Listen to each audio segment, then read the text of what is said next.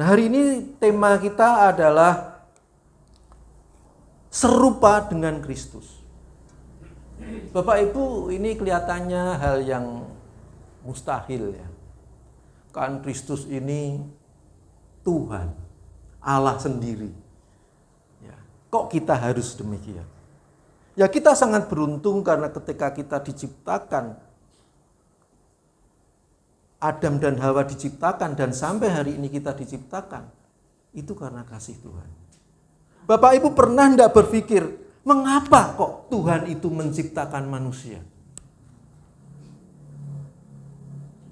Dan manusia itu diciptakan hari yang terakhir sebagai puncak karya Allah. Karena manusia diharapkan Tuhan menjadi jagoannya, menjadi raja di bumi ini ketika iblis sudah jatuh. Benar ya Bapak Ibu ya? Iblis sudah jatuh, manusia baru ada. Kita diciptakan oleh Tuhan dari benih ilahi dan rancangan Tuhan sendiri yang bekerja untuk mewujudkan seorang manusia. Mengapa diciptakan? Karena kasih Allah itu kepada manusia. Karena kasihnya. Manusia diciptakan itu karya kasih Allah. Karena kasih itu terekspresi keluar. Dan manusia diciptakan itu di luar diri Allah. Sehingga manusia itu menjadi objek yang dikasihi Allah. Karena Allah mengasihi manusia. Ini Bapak Ibu, mengapa kita ada hari ini? Karena juga Allah mengasihi kita. Kalau ketika Adam diciptakan, kita akan baca di Kejadian pasal 1 Bapak Ibu. Kita akan pelan-pelan ya. Pasal 1 ayat yang ke-26. Berfirmanlah Allah, baiklah kita menjadikan manusia menurut gambar dan rupa kita, supaya mereka berkuasa atas ikan-ikan di laut dan burung-burung di udara dan atas ternak dan atas seluruh bumi dan atas segala binatang melata yang merayap di bumi. Jadi manusia diciptakan untuk menjadi raja yang menguasai bumi ini. Dan dia diciptakan menurut gambar dan rupa Allah. Ini Elohim. Menurut gambar dan rupa kita. Nah ini kalau kita ini jamak ya. Itu artinya diciptakan Allah yang Tritunggal itu. Ya, bukan Allahnya terus banyak gitu. Enggak ya. Nah, kita diciptakan menurut gambar Allah. Bapak Ibu sekalian, kalau hari ini Bapak Ibu melihat saya, Bapak Ibu melihat rupa saya. Tapi ketika saya tempelkan di sebelah saya, ketika saya ditutupi oleh satu penghalang, yang ada misalkan di dalam foto saya atau lukisan saya, itu adalah gambar saya. Ketika manusia diciptakan menurut gambar Allah, berarti manusia diciptakan membawa mandat dari Allah, merefleksikan kuasa Allah, kasih Allah, sifat-sifat Allah yang ada di dalamnya, ada di dalam diri manusia. Jadi kalau manusia mau berbuat kasih, kalau manusia mau jujur, kalau manusia mau adil, kalau dia mau, maka dia bisa. Kenapa? Karena kita memancarkan kasih Allah. Refleksi itu kita memancarkan refleksinya Allah. Kalau Allah itu adalah terang, maka kita merefleksi terang itu.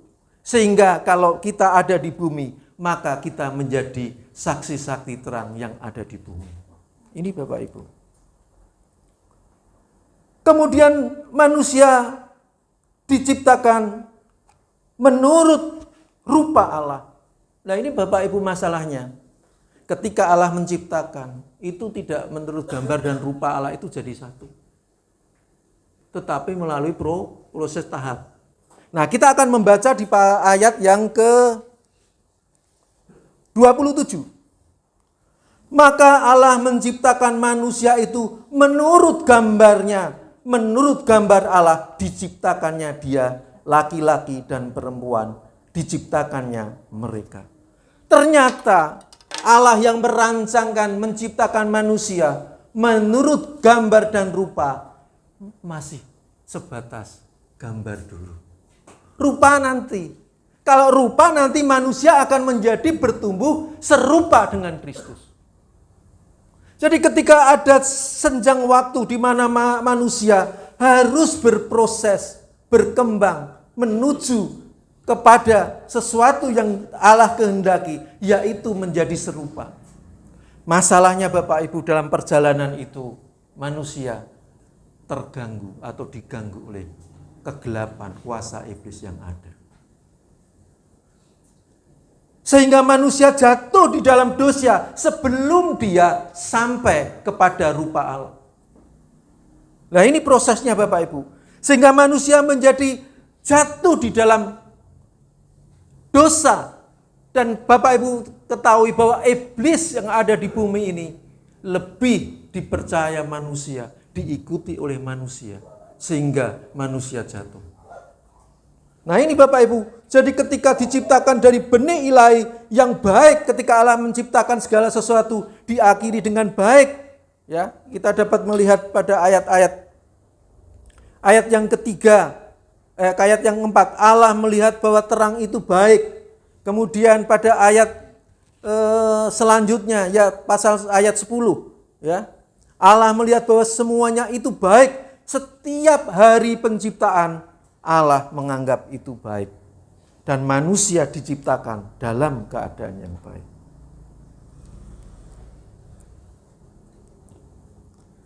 Jadi ketika manusia jatuh sebelum dosa, disitulah rusaklah gambar Allah. Sehingga manusia tidak menjadi serupa dengan Allah, tetapi dia jatuh. Dan ketika manusia berproses dalam diri Adam menurunkan anak-anak yang serupa dengan gambarnya. Nah sekarang ketika harusnya menjadi gambar Allah, dia jatuh menjadi gambar Adam, manusia. Kita diciptakan ini, kita terlahir ini juga menurut gambar Adam. Karena rusaklah. Nah inilah Bapak Ibu mengapa Tuhan mempunyai rencana yang besar ketika kejatuhan manusia. Dikatakan upah dosa adalah maut, manusia harus mati. Dulu ketika manusia menurut gambarnya dan sampai ke puncaknya, yaitu serupa dengan dia, manusia di dalam kekekalan. Sehingga Bapak Ibu, kalau manusia mati, itu bukan kodrat Allah. Nah ini ada yang mengatakan mati itu kodrat. Tetapi Allah tidak pernah menciptakan kematian. Karena pada mulanya Allah menciptakan semuanya baik. Dan manusia dalam hidup yang baik dengan Allah. Ada persekutuan sehingga manusia diharapkan mencapai kesempurnaannya. Yaitu serupa dengan dia. Dan disitulah manusia menjadi mempunyai peran serta di dalam kemuliaan Allah. Nah ini apa Bapak Ibu maksudnya? Kita diciptakan dan Tuhan menyatakan dirinya untuk kita hidup. Supaya kita dapat menjadi bagian, ikut berperan serta dalam kemuliaan Allah. Karena ketika manusia taat kepada Allah, kita dipimpin oleh Allah, di dalam kekudusan Allah, di dalam terang Allah, dan disitulah kekekalan kita berada. Sehingga kita mencerminkan anak-anak Allah yang dapat memberikan dampak kepada dunia. Nah ini Bapak Ibu sayangnya manusia jatuh di dalam dosa. Lalu Allah membuat solusi karena Allah adalah mempunyai sifat yang adil dan mengasihi. Kasih dan adil ini menjadi bagian yang tidak terpisah dari sifat Allah. Ketika manusia jatuh dosa, Allah ingin mengangkat manusia untuk menjadi bagian lagi di dalam kesempurnaannya. Maka Tuhan Yesus mati menggantikan kita. Supaya ada pemulihan. Karena tadi dikatakan hukum ketika kita berbuat dosa. Hukum dosa adalah maut.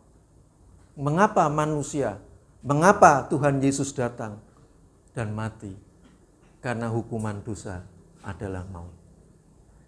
Kita yang berdosa ini ditebus. Ditebus dengan apa? Dengan kematian. Kalau Allah kita menebus dengan darahnya, itu karena hukuman dosa adalah maut. Jadi kalau mau menjadi menebus dosa adalah sosok yang mengorbankan dengan darah. Nah, Bapak Ibu, kita melihat dalam perjanjian lama, orang berdosa maka ada pemotongan darah hewan. Tetapi hewan ini tidak dapat menyucikan manusia. Manusia tidak dapat diampuni dengan korban demikian. Maka Kristus datang untuk dapat membantu kita menebus dosa kita. Nah, ini Bapak Ibu. Sehingga dikatakan di dalam kitab Roma pasal 12 Bapak Ibu. Kita akan baca.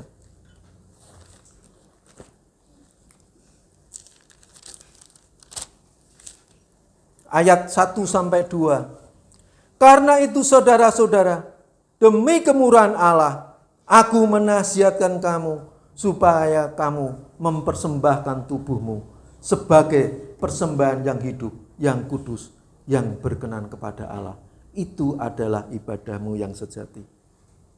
Janganlah kamu menjadi serupa dengan dunia ini, tetapi berubahlah oleh pembaharuan budimu, sehingga kamu dapat membedakan mana kehendak Allah, apa yang baik, yang berkenan kepada Allah dan yang sempurna. Nah, Bapak Ibu, di dalam kitab Roma ini Bapak Ibu, ketika kita manusia yang jatuh dalam dosa, Allah menghendaki ada pengampunan. Tetapi tidak hanya sekedar pengampunan, tetapi pemulihan kodrat, pemulihan gambar Allah. Sehingga manusia bisa menjadi bersatu kembali, memiliki hubungan dengan Allah. Coba Bapak itu betapa besar kalau hari ini kita menikmati karya Allah demikian. Kita menyadari, maka kita harus berhati-hati. Kita tidak sembrono. Kita harus memberikan rasa hormat yang dalam kepada Allah. Ketika Allah memberikan semuanya ini untuk kita. Nah, dalam kitab Roma 12 tadi Bapak Ibu, ini berkaitan ketika Tuhan memberikan jaminan kita. Ketika kita datang kepada Dia, percaya kepada Dia, Allah memberikan satu kesempatan pemulihan kodrat itu. Ini menyangkut proses yang Allah kerjakan ketika kita menjadi bersekutu dengan Allah, ketika Allah menebus kita, ketika kita percaya kepada Allah. Satu hal Bapak Ibu, Allah memberikan pembenaran kepada kita. Jadi ketika kita yang orang berdosa ini harusnya dihukum, tetapi Allah membenarkan kita. Sehingga kita menjadi dulunya orang hukuman, sudah ditebus, statusnya berubah. Orang hukuman menjadi orang yang dibenarkan. Ini Bapak Ibu. Ketika setelah dibenarkan Bapak Ibu, kita mengalami proses pengudusan. Hari demi hari ini yang menjadi bagian dari kita untuk taat kepada Allah. Karena pada ujungnya Allah menghendaki kembali, yaitu serupa. Yang tadi sudah tidak jadi serupa, ya, diciptakan menurut gambar, jatuh, belum jadi serupa, Allah menebus kita untuk dikembalikan supaya kita memiliki potensi menjadi serupa. Jadi ketika kita mengerti ini Bapak Ibu, kita akan mengingat. Kalau kita tidak menuruti proses ini, maka sia-sialah Kristus ada di kayu salib.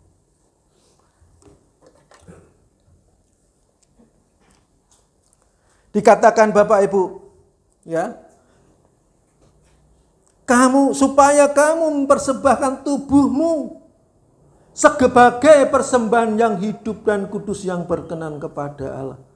Itulah ibadahmu yang sejati. Ini menyangkut ibadah. Ketika zaman dahulu perjanjian lama, darah kambing disembelih, dicurahkan untuk menebus kita. Tapi binatang ini tidak dapat menebus kita. Karena yang dapat menebus kita adalah orang yang tidak memiliki dosa, yang mau berkorban disembelih, yang darahnya tercurah. Karena tadi adalah upah dosa adalah maut. Kalau zaman dulu betapa mudahnya, betapa murahnya keselamatan itu. Saya bisa menyembelih kambing dengan cara membeli. Lah kan caranya mudah itu. Kalau hanya sekedar menyembelih kambing terus kita menjadi selamat. Tetapi Taurat Perjanjian Lama ini bukan pada titik yang terakhir. Karena ada proses yang akan Tuhan nyatakan ketika Abram dipanggil, bahwa Abram juga percaya nanti akan ada Mesias yang datang.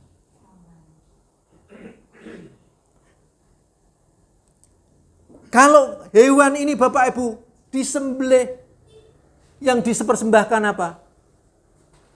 Barang yang sudah mati. Benar tidak Bapak Ibu? Kalau sapi, kambing dan lain sebagainya, kalau disembelih mati dipersembahkan Allah, berarti ini sesuatu yang mati. Tetapi Allah berbicara, justru penyembahanmu yang sebenarnya, yang sempurna adalah hidupmu, tubuhmu secara keseluruhan. Ini berbicara kita menyembah dalam seluruh kehidupan kita, bagian kita. Sehingga di dalam diri kita hanya berfokus kepada Allah. Nah, kalau tubuh kita ini sebagai bait Allah Bapak Ibu, tubuh kita itu menjadi bagian dari Allah berdiam di diri kita, maka kita akan berhati-hati di dalam segala perilaku kita. Karena di dalam seluruh anggota tubuh kita memiliki potensi dosa. Bapak Ibu mudah tergoda melalui panca indera ini. Kalau kita mengenali lingkungan kita, pasti kita melihat panca indera kita, melalui panca indera ini. Dan disitulah Bapak Ibu, Alkitab mengingatkan kita untuk kita mempersembahkan tubuh kita ini menjadi bagian yang terpenting di dalam penyembahan yang benar.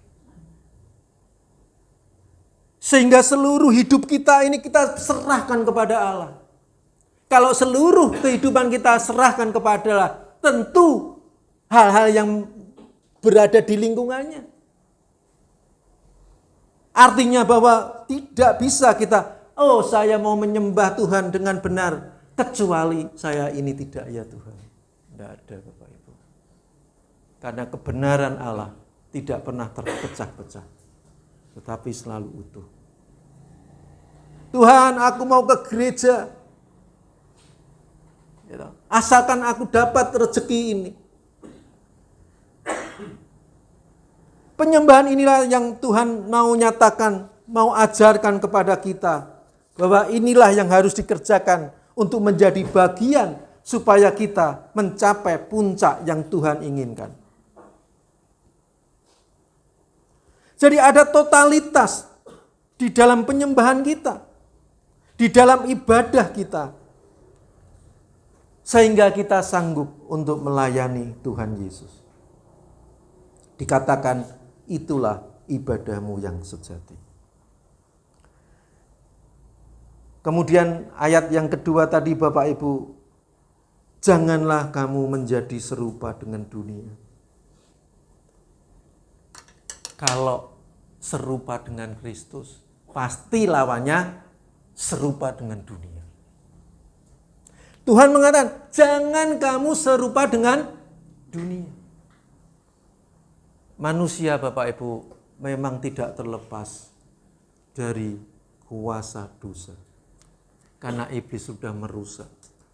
Tetapi Tuhan tetap mengingatkan ini. Supaya kamu jangan serupa dengan dunia. Ini sebetulnya satu pekerjaan yang sangat sulit bagi kita. Di tengah-tengah kita yang orang berdosa ini, kita menjadi bagian di dalam pertarungan dengan kuasa iblis. Kalau hari ini kita berjuang, ya kita sudah tahu pasti kita jatuh bangun. Dan saya yakin kita tidak pernah tidak bohong. Pasti pernah. Benar ya Bapak Ibu ya?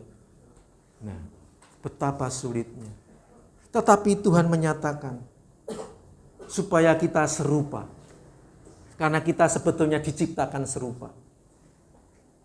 Makanya hari ini tidak akan pernah mudah seorang Kristen menjadi serupa dengan Allah. Harus mengalami proses yang panjang melalui suatu tempaan Allah. Kalau hari ini kita mengaku Kristen, bukan berarti Bapak Ibu sudah berubah karakternya menjadi semua baik. Benar ya Bapak Ibu ya? Tetapi melalui proses dalam diri kita untuk terus menjadi bagian dalam rancangan Tuhan. Sehingga kita mau mengikuti dengan setia kehendak Allah. Ini bukan masalah 1 hari, 2 hari, 2 tahun, 5 tahun, 10 tahun. Tetapi ini sepanjang hidup kita perjuangkan untuk menjadi serupa dengan Tuhan. Kemudian ada orang bertanya, apa bisa kalau Tuhan berbicara demikian? Pasti Tuhan mengukur kemampuan kita. Dikatakan di sini, di ayat yang kedua dari Roma pasal 12 tadi.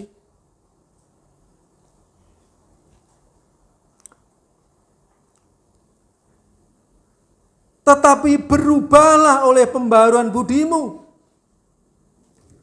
Ternyata Bapak Ibu, Tuhan mengatakan, kalau kita bisa meninggalkan keserupaan dengan dunia, kita harus ada perubahan budi. Perubahan budi adalah perubahan pikiran, perubahan mindset. Sehingga mindset kita adalah mindsetnya Allah.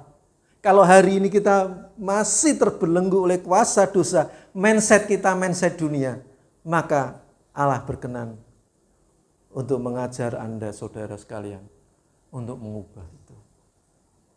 Tanpa mindset yang berubah, kita tidak pernah datang dengan benar di hadapan Allah. Coba Bapak Ibu lihat. Ketika kita menginjili kebenaran, Injil yang disampaikan, Injil ditolak banyak orang. Karena apa? Mindsetnya tidak berubah. Kalau hari ini Bapak Ibu, misalkan di dalam suatu pekerjaan, ada peraturan perusahaan yang mengatakan, tidak boleh terlambat datang masuk kantor. Benar ya Bapak ya? Ada ya? Kan tidak boleh. Kalau boleh kan orang terlambat. Kalau mindsetnya, aku tidak datang terlambat ke kantor karena didenda. Ya ada kan? Terlambat sekian kamu akan dipotong gajimu. Maka orang ini menjadi bagian dari orang yang belum mengenal kebenaran. Karena takut dihukum. Nah sedangkan dia memikirkan, oh saya harus berubah pikiran saya. Saya memang tidak mau terlambat ke kantor. Karena kalau saya terlambat, saya menyusahkan orang lain. Sehingga teman-teman saya tidak bisa bekerja karena saya tidak ada. Beda Bapak Ibu. Yang itu takut karena dihukum. Ini kembali kepada zaman Taurat Bapak Ibu. Taurat berisi larangan-larangan yang harus dilakukan, dikerjakan dan dilarang. Manusia masih dalam tahap yang demikian. Tetapi ketika Tuhan Yesus datang, Tuhan Yesus mencelikkan mata banyak orang supaya perubahan mindset. Taurat mengatakan, orang berzina berdosa. Orang mencuri berdosa. Kalau Bapak Ibu dikatakan Taurat mengatakan orang berzina, berarti ada orang yang menyaksikan orang itu secara fisik berzina. Benar Bapak Ibu ya? Tetapi firman Allah, Tuhan Yesus mengatakan, kalau pikiranmu kotor, kamu sudah berzina. Coba ini perubahan mindset Bapak Ibu. Jadi ketika ini Bapak Ibu harus berubah sesuai dengan apa yang Tuhan ajarkan. Jadi betapa sulitnya kita ini, karena semakin hari Tuhan akan menunjukkan kepada kita jalan keselamatan itu, jalan atau proses kesempurnaan itu yang harus dilalui. Pada masa perjanjian lama, orang tidak berzina, orang tidak mencuri. Kalau Bapak Ibu tidak berzina, tidak mencuri, Bapak Ibu dikatakan baik. Hari ini Bapak Ibu, seringkali kita dikatakan baik saja belum. Ini hukum-hukumnya banyak. Ya, hormatilah Tuhan Allahmu. Dari loh batu yang pertama dijabarkan banyak. Dari loh batu kedua dijabarkan banyak oleh orang Yahudi. Menjadi hukum, detailnya minta ampun. Ya, kita pernah mengajarkan kalau Sabat tidak boleh berjalan lebih dari sekian mil, 1 mil. Itu pun sulit dilakukan. Karena kita melakukan hukum-hukum itu, seringkali juga kita melanggar hukum itu. Dan hukum itu membawa kita untuk mengenal kebenaran Allah. Allah ada di dalam hukum itu, supaya manusia percaya, supaya manusia tahu bahwa dia berdosa. Tetapi ketika Tuhan Yesus hadir di tempat di bumi ini, dia menaikkan level kita. Sehingga kalau kita boleh mengikuti hukum dia, ya, kalau tadi hukumnya legalistik, sekarang hukumnya tidak begitu. Tetapi didasarkan kasih Allah sendiri yang harus diterapkan pada setiap orang. Kalau dulu lebih kepada fisik lahiriah yang tampak, ya toh, seperti tetangga kita, cara duduknya diatur, cara sembahyang geraknya diatur, pakaiannya diatur. Ini masih jasmania levelnya. Jadi kalau Bapak Ibu masih mengikuti itu masih masa lampau yang Tuhan ajarkan. Tetapi kita menjadi naik level sehingga pikiran kita yang diubah. Sehingga batiniah kita yang digarap. Nah kalau tadi, sudah ditentukan hukum, banyak terkait dengan jasmani. Kalau Bapak Ibu mencuri, lahiriah kelihatan.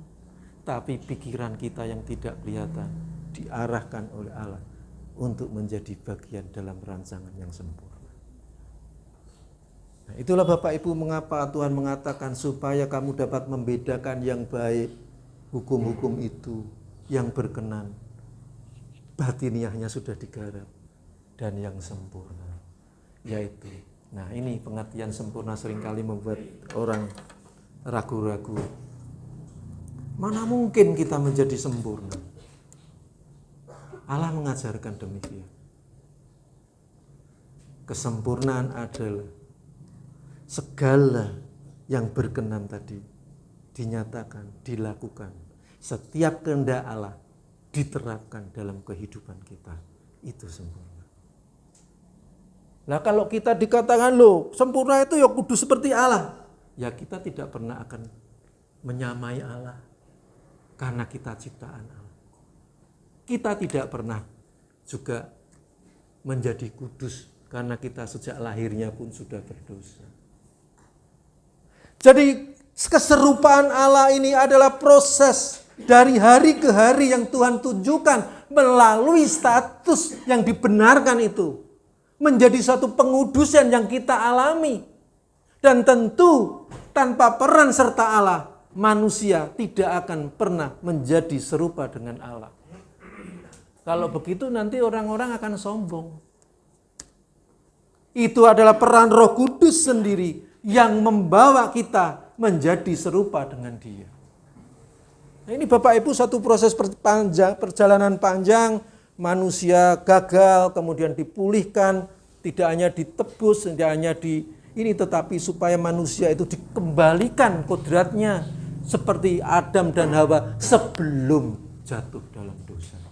Sehingga proses rencana itu diteruskan oleh manusia-manusia Bapak Ibu sekarang ini.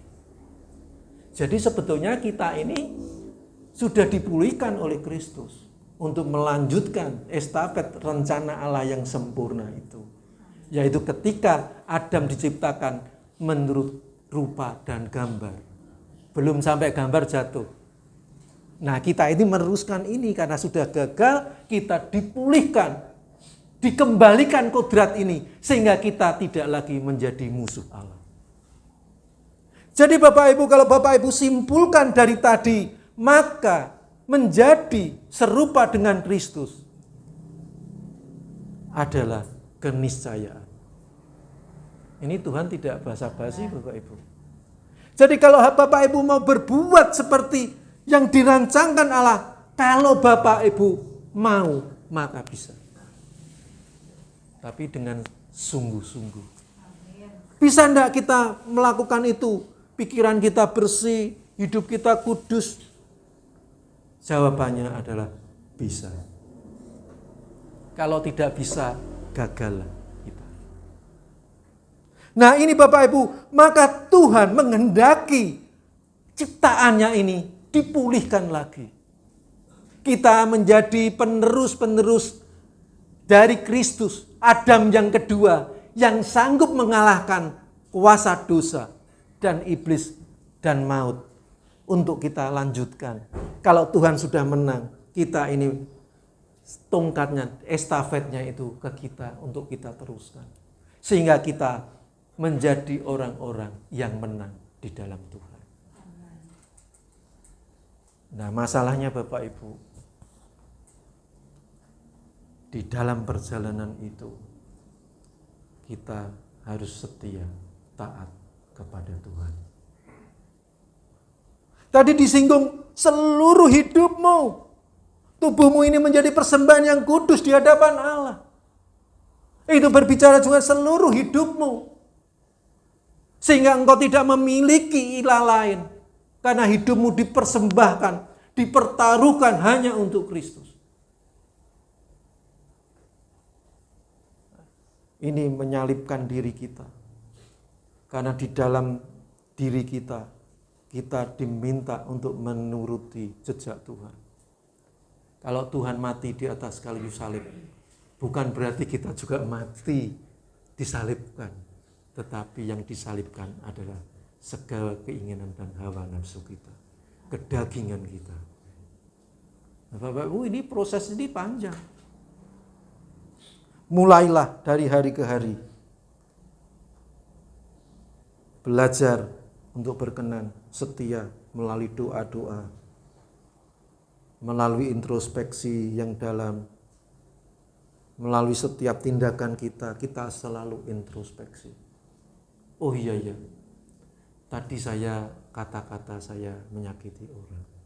Bisa tidak? Sangat bisa. Bapak Ibu perbaiki. Ya, Alkitab mengajarkan kita meminta maaf. Kemudian kita perbaiki. Ini kan dari yang kecil. Dalam keluarga, suami, istri, anak-anak. Ya, orang tua mungkin keras dengan anak-anak. Sehingga anak-anak menimbulkan rasa kepahitan. Ini sering terjadi Bapak Ibu, dan kenyataannya banyak orang yang stres anak-anak ini. Ya, yang sederhana, anak-anak dituntut untuk nilainya tinggi. Maka dia dikursuskan kemana-mana. Kalau nilainya jelek dimarahi. Bapak Ibu kalau dimarahi sekali, 2 kali mungkin anaknya masih tahan ya. Coba Bapak Ibu, kalau itu diulang terus, anak itu menjadi kepahitan. Nah ini, dari yang sederhana itu kita belajar untuk menjadi serupa. Serupa tidak berarti sama dengan. Serupa dengan Kristus ya sama dengan Kristus, tidak akan mungkin dia Allah kok. Tetapi kita mempunyai kemiripan atau seperti Kristus. Ya, Bapak Ibu, saya mempunyai keponakan. Bapak dan anak, anaknya cewek. Sampai jalannya saja sama Bapak Ibu. Demikian juga mungkin Bapak Ibu bisa kakak beradik itu suaranya mirip. Saya kadang juga kalau mendengarkan istri saya dengan adiknya, saya kalau enggak agak lama sulit untuk, karena mirip sekali. Loh, sampai suaranya saja. Nah ini Bapak Ibu, kita ini benih ilahi yang diberikan Allah menurut rancangannya, gambar dan rupa Allah. Pasti kita ini baik. Yang menjadi jelek adalah dosa itu. Dan ketika Tuhan memulihkan itu, kita menjadi bagian dari karya Allah yang mau menjadikan manusia itu kembali bangkit menjadi sempurna. Inilah Bapak Ibu yang dikerjakan. Kalau saya melihat kita menjadi orang Kristen yang berpuluh-puluh tahun, tetapi kita tidak berubah, betapa sakitnya hati Tuhan. Karena semuanya ini ditebus dengan darah yang mahal tadi. Ya, pengorbanan yang luar biasa. Kalau Bapak Ibu menghayati, aduh, kok mau ya Tuhan seperti itu. Itu kembali karena kasih-Nya. Tuhan tidak bisa melepaskan hukumnya. Dia sebagai sosok yang adil. Tetapi dia kasih yang seolah-olah berlawanan. Kalau yang namanya adil itu dosa sekecil apapun dituntut. Yang salah kan harus pelanggaran. Ini dalam sistem hukum. Tetapi kasih berbalik. Ya, supaya Tuhan juga menyatakan dia mengasihi. Ya, kalau tadi dikatakan pelanggaran sekecil pun harus dihukum. Ya toh? Kalau kasih sebesar-besarnya apapun yang Tuhan berikan itu supaya kita untuk menjadi bagian dalam curahan kasih Allah. Bapak Ibu, inilah yang menjadi bagian dari kita untuk kita tetap di dalam pengharapan kepada Allah. Coba kalau tidak ada keadilan dan kasih Allah, kita tidak memiliki pengharapan. Dari hari-hari ke hari Bapak Ibu harus tetap berjuang, karena disitulah Tuhan bekerja. Jadi tadi kalau kita kembali simpulkan Bapak Ibu, kalau kita menjadi serupa dengan Kristus, maka itu adalah rencana kekal Allah yang dihidupkan, yang mau digenapi oleh orang-orang yang Tuhan sudah berikan mandatnya. Karena ini adalah rancangan Tuhan supaya manusia boleh diselamatkan. Maka orang-orang yang di dalam Dia wajib untuk mengikutinya. Yang kedua Bapak Ibu,